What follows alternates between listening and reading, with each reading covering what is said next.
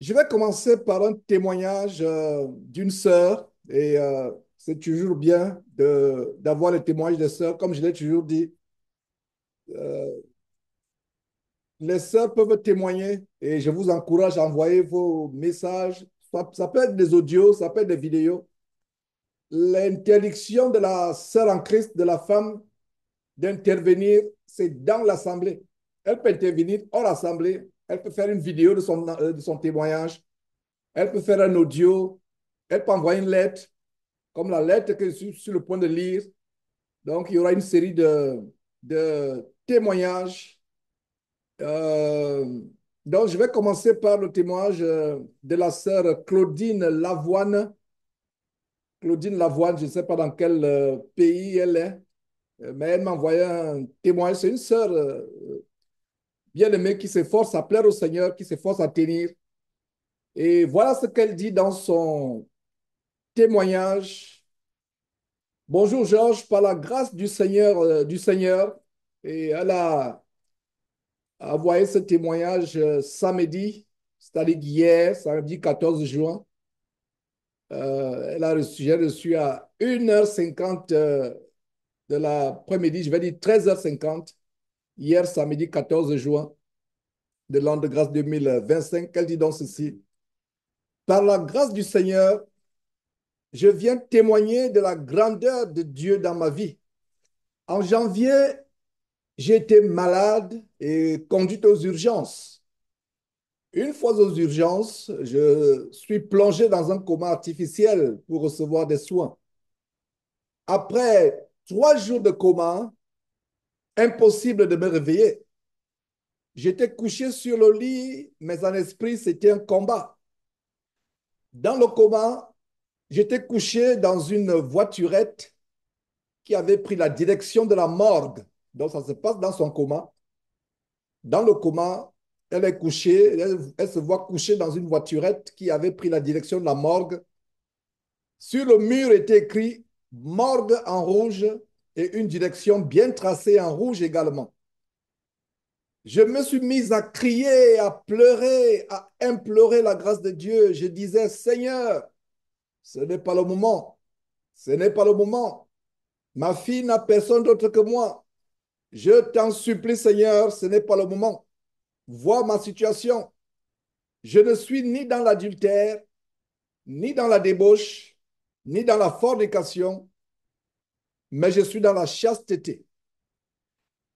Et à l'opposé de la direction de la morgue, il fait sombre, mais je sens une présence.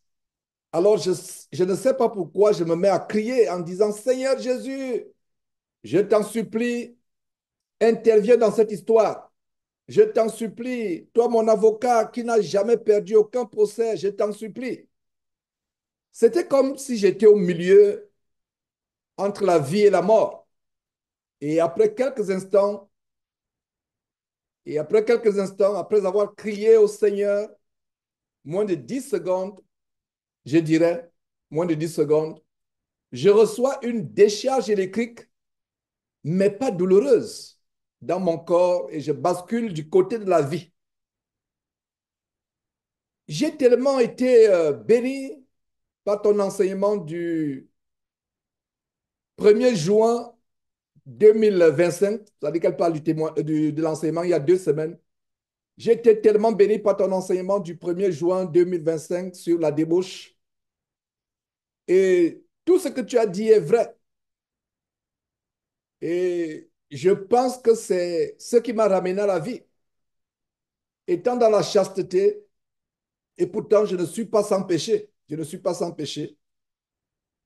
Je ne parlais plus à mes membres de la famille. J'ai fait la paix avec eux à ma sortie de l'hôpital. Mais le Seigneur a pris en compte seulement ma chasteté et m'a ramené à la vie. Je donne ce témoignage pour encourager une personne à s'éloigner du péché de la débauche sexuelle. Désolé d'avoir été longue. Que Dieu te bénisse, frère Claudine Lavoine. Donc voilà le témoignage de cette sœur qui, remplie de joie. La Bible dit, Dieu n'exauce pas les pécheurs. Dieu exauce ceux qui lui sont agréables. Et c'est effectivement un témoignage d'encouragement, un témoignage d'action de grâce qui nous montre que Dieu est avec nous. Dieu ne nous abandonne pas. Si Dieu est pour nous, personne, absolument personne, ne peut, ne peut être contre nous. Et c'est un grand témoignage d'encouragement. Et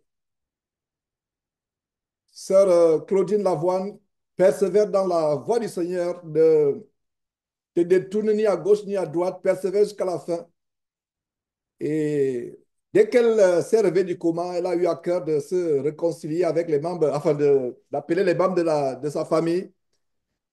Et voilà, c'est vraiment une très grande joie. C'est un grand témoignage. Elle était mourante et il n'y a pas de doute. Il n'y a aucun doute que le Seigneur Jésus a eu pitié d'elle. Elle a crié au Seigneur Jésus-Christ, notre médiateur, notre intercesseur auprès du Père, notre grand avocat auprès du Père, qui a pris sa défense et elle confesse qu'elle n'était pas sans péché, malgré le fait qu'elle n'était plus dans la débauche sexuelle, elle était chaste. Et voilà, mes frères et sœurs, elle a fait la paix avec les membres de sa famille à la sortie de l'hôpital, à la sortie du coma. Et voilà une sorte de résurrection d'entre les morts. Parce que quand j'ai lu son témoignage, ma conclusion, c'est qu'elle était déjà morte. Et la Bible dit, autant que cela dépend de nous, soyons en paix avec tout le monde. Il ne faut pas qu'il y ait le manque de paix à cause de nous. Il ne faut pas qu'il y ait le manque de paix à cause de nous. Autant que cela dépend de nous, soyons en paix avec tout le monde. Nous faisons notre part. Maintenant, si du côté adverse, il n'y a pas de paix, notre faute. Alors, je continue avec quelques annonces. Quelle annonce je voulais encore donner? Voilà, mes frères, je vous donnais le témoignage la dernière fois. Je ne suis pas entré dans les détails.